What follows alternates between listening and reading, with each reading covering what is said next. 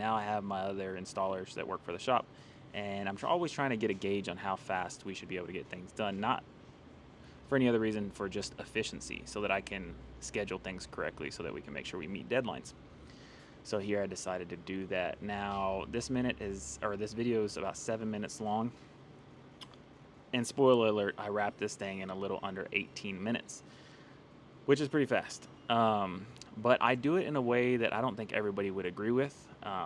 Most shops, certified shops, and most people would, because this is never going to move, it's never going to come back, and that's great for the bottom line. And that's how we kind of wrap here at Neckbreaker. Like, we want to do a great job, but we also don't want to have the vehicle come back for any imperfections, peeling, bubbling, anything like that. So we try to mitigate that by doing overlays and inlays so that we can make sure that we don't have those issues. So here I'm doing a cap on the inside, but I'm laying down knifeless tape, and I'm also doing a cap around the whole edge of the mirror.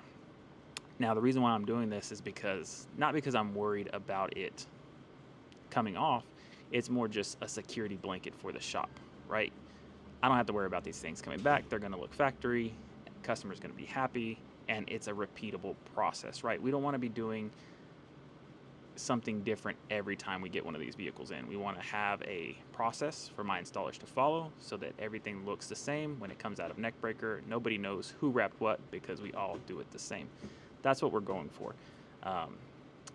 Anyway, so man, this video is pretty long actually. I'm like already getting tired of talking.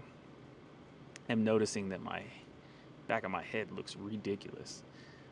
Anyways, so if you guys like long form of content like this, let me know so I can continue to make it. To me, this gets kind of boring, but I know a lot of people are like, no, it's not boring, it's interesting.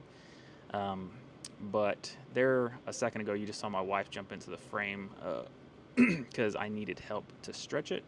We don't use any fancy tools here because of a couple reasons.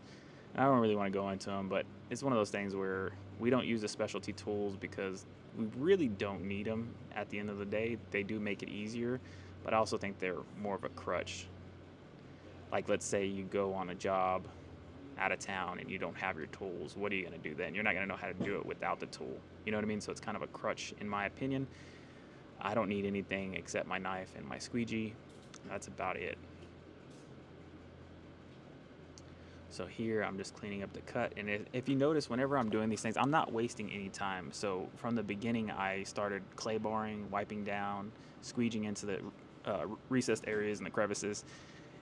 And I did that because I wanted to show you guys that this is start to finish, right? I'm doing it, the cleaning process, I'm doing